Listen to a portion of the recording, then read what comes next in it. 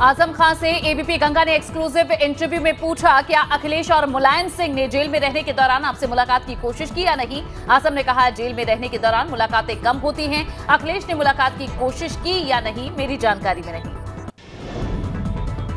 वो जिसका जितना सहयोग रहा उसका शुक्रिया, जिनका नहीं रहा उनका भी शुक्रिया। और मैं खुद इस पोजीशन में था ही नहीं कि मैं किसी के सहयोग को किसी तराजू में तोल पाता, लेकिन आज छोटे बड़े अपने पराए सपने बहरहाल मेरे लिए। आजम खान से सीएम योगी के उस बयान पर भी सवाल किया गया जिसमें सीएम ने कहा था कि अखिलेश ही नहीं चाहते कि जेल से बाहर आए आजम। इस पर आजम खान ने कहा, सीएम से मुलाकात होगी तो इस बारे में पूछूंगा। विधानसभा के बाद सीएम से मुलाकात नहीं। के दौरान उत्तर प्रदेश के मुख्यमंत्री योगी आदित्यनाथ ने कहा था कि अखिलेश यादव ही नहीं चाहते कि आजम खान बाहर आए। क्या लगता है इस बयान के पीछे आपको, क्या सच्चाई है? जिन साहिबान के नाम ले रहे हैं आप, मेरी उनसे मुलाकात नहीं हुई है अभी, तो मैं उनसे पूछता।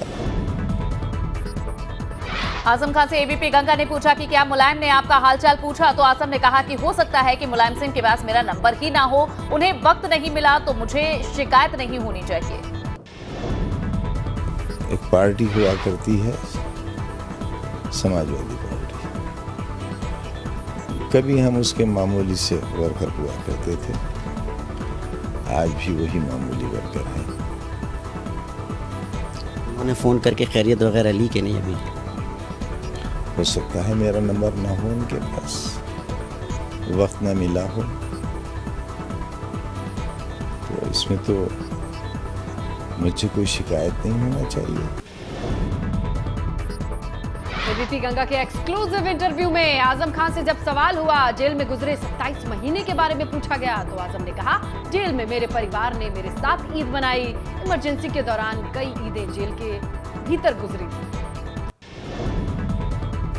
वो जिसका जितना सहयोग रहा उसका शुक्रिया, जिनका नहीं रहा उनका भी शुक्रिया। और मैं खुद इस पोजीशन में था ही नहीं कि मैं किसी के सहयोग को किसी तराजू में तोल पाता, लेकिन आज छोटे बड़े अपने पराए सपने बहरहाल मेरे लिए दुआ की। इंटरव्यू के दौरान आजम खान से ज्ञानवापी के मुद्दे पर भी किया गया सवाल। आजम ने कहा कि बाबरी वाला मामला लंबा चला, ज्ञानवापी मामले में केस छोटी से बड़ी अदालत में जल्दी पहुंचा। इसमें छोटी अदालत से सुप्रीम कोर्ट तक सिर्फ 4-6 दिन का फासला रहा है, तो दोनों के प्रोसीजर में जमीन आसमान का फर्क है, क्योंकि छोटी अदालत से लेकर आखिरी अदालत तक मुकदमा ज़ेर बहस और ज़ेर समाअत है। लिहाजा हमें और उन तमाम लोगों के जो कानून में यकीन रखते हों, उन्हें फैसले का इंतज़ार करना चाहिए। आजम खान से जब मुस्लिम वोटों के ध्रुवीकरण को लेकर सवाल किया गया, तो आजम ने कहा कि मुस्लिम वोटर्स को वोट ऑफ राइट पर बात करनी चाहिए, शिक्षा के अधिकार के बारे में सोचना चाहिए, हमें अपनी बात ऊपर तक पहुंचानी चाहिए। आप साहिबान के वास्ते से मैंने ये मैसेज उन तक दे दिया है ज़ाती तौर पर, क्योंकि मैं बहुत लंबी तन्हाई की और बीमारी की कैद काट कर बाहर आया हूँ, और सेहत के एतबार से अभी बहुत दौड़ने भागने की पोजीशन में नहीं हूँ। लेकिन हाँ, मैं सबसे राब्ता करूँगा और उनसे राय करूँगा कि इस पर उनकी क्या सोच बनती है, वो क्या सोचते हैं। आजम खान से जब उन पर लगे मुकदमों के बारे में पूछा गया, तो उन्होंने कहा कि 20 दिन के अंदर मैं नंबर 1 का माफिया हो गया, मेरे ऊपर अपनों ने ही जुल्म किया, जमीन बेचने वालों की मुकदमों में हार हुई। 20 दिन के अंदर मैं पहले नंबर का माफिया हो गया, पहले नंबर पर मेरा नाम था। 98-99% मुकदमात तो उन लोगों के हैं और उन लोगों के थे जिन्होंने यूनिवर्सिटी के हाथ चेक और ड्राफ्ट के ज़रिए ज़मीनें बेची थी, फिर मुकदमे किए थे कि हमें कोई पैसा नहीं मिला, वो सब लोग मुकदमे हार गए। आजम खान से एबीपी गंगा ने पूछा कि क्या वो अपने राजनीतिक करियर को तरजीह देंगे या फिर जौहर यूनिवर्सिटी को लेकर अपना ध्यान केंद्रित करेंगे। आजम ने कहा, मैंने शिक्षा के लिए मिशन चलाया और मैंने एक वक्त पर वजारत भी चलाई।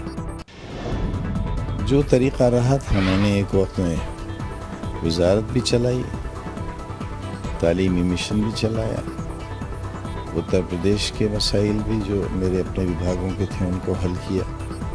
मैं बहुत कम सलाहियत आदमी नहीं हूँ, गरीब हूँ, गली में रहता हूँ, छोटा सा घर है।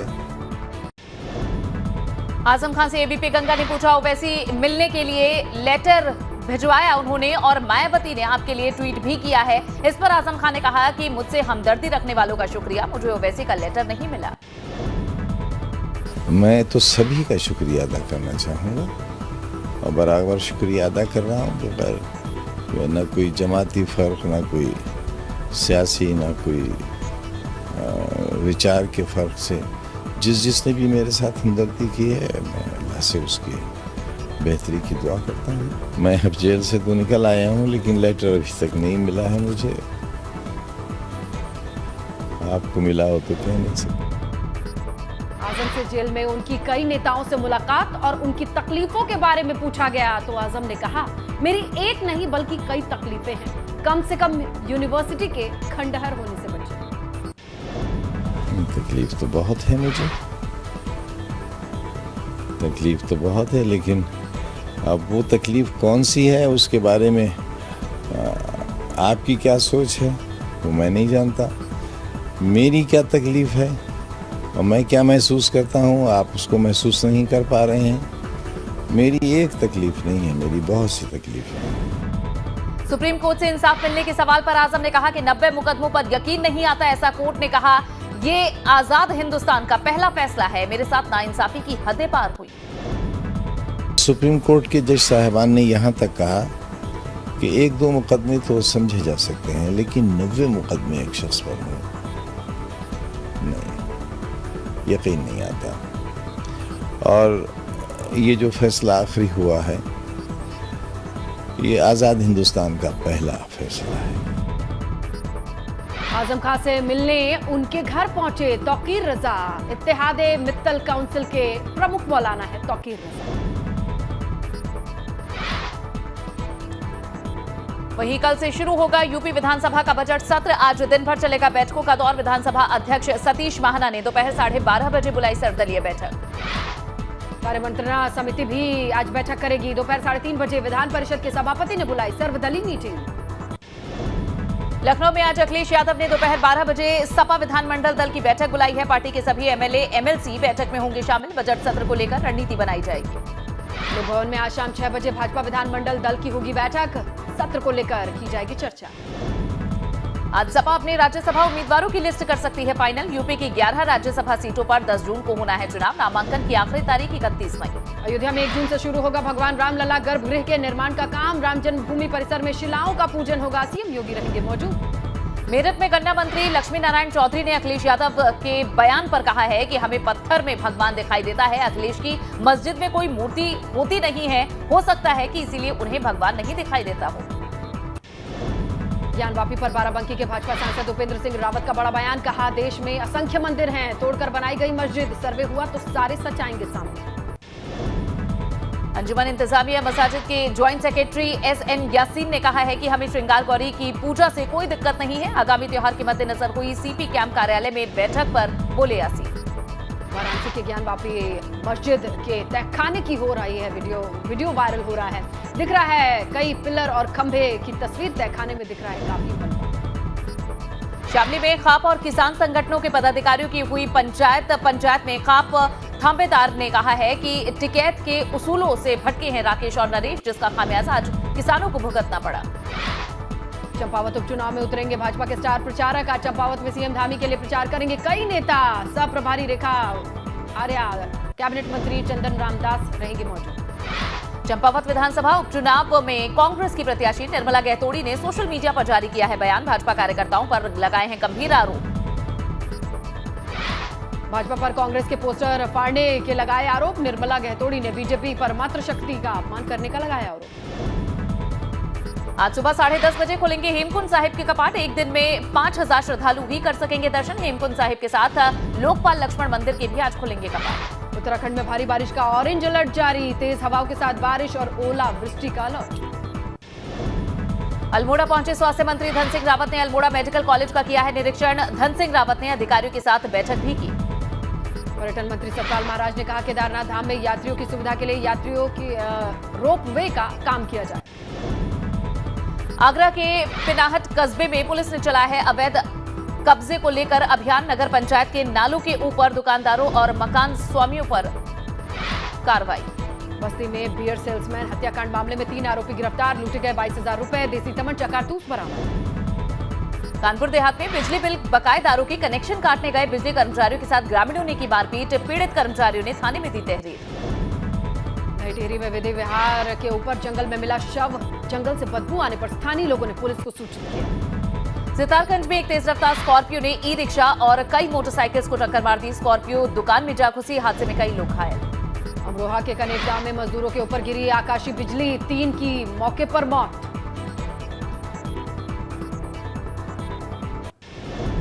इस हादसे में 4 मजदूर आकाशीय बिजली की चपेट में आकर गंभीर रूप से झुलस गए। हालचाल जानने पहुंचे सपा के पूर्व कैबिनेट मंत्री कमाल अख्तर।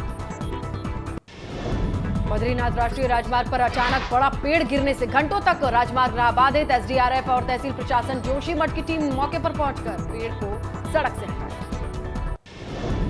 मथुरा के गांव बरहेरा में 2 सांड आपस में भिड़ गए। सांडों में हुई जबरदस्त लड़ाई, लड़ते लड़ते 50 फीट गहरे कुएं में गिरा एक सांड। ग्रामीणों ने वन विभाग और पुलिस की मदद से घंटों की मशक्कत के बाद जेसीबी की मदद से सांड को कुएं से बाहर निकाला। Video viral.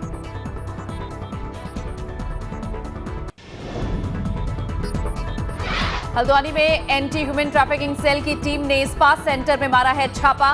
Moonlight spa centre से 3 युवतियों सहित 6 लोगों को गिरफ्तार किया गया। देह व्यापार अधिनियम के तहत की गई कार्रवाई। पकड़ी गई युवतियां दिल्ली, गुड़गांव और पश्चिम बंगाल की रहने वाली हैं, जबकि युवक हल्द्वानी के। स्पा सेंटर के सील करने के लिए प्रशासन को भेजी गई है report. Anti human trafficking cell और पुलिस टीम की संयुक्त रूप से की गई छापेमारी। गाजियाबाद में गैंगस्टर को गिरफ्तार करने पहुंची पुलिस को गच्चा देकर फरार हुआ बदमाश। पुलिस कर्मियों को रौंदने की कोशिश भी की। घटना सीसीटीवी कैमरे। हरिद्वार में यूपी सिंचाई विभाग के अधिकारियों की बड़ी लापरवाही। आधी रात को ही हर की पौड़ी पर बिना सूचना के यूपी सिंचाई विभाग ने गंगा में छोड़ा पानी। फतेहपुर में संपूर्ण समाधान दिवस पर जमीन का दाखिल खारिज कराने गए फरियादी को एसडीएम ने मारा थप्पड़, पीड़ित ने जमकर किया हंगामा।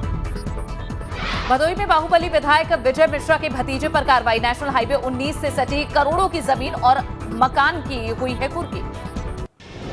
हमीरपुर के मौदहा कोतवाली इलाके में चला प्रशासन का बुलडोजर। सड़क किनारे अतिक्रमण किए गए स्थान को किया गया खाली। सीतापुर के महोली तहसील में बड़ा गांव में प्रशासन ने चलाया है बुलडोजर। अवैध रूप से भट्टे की बगल में पक्की दीवार का हुआ था निर्माण। लखनऊ के इंदिरानगर में 10 दिन तक मां के शव के साथ रही बेटी। शव से बदबू आने के बाद पुलिस ने शव को बाहर निकाला। मामला सामने आने के बाद हैरत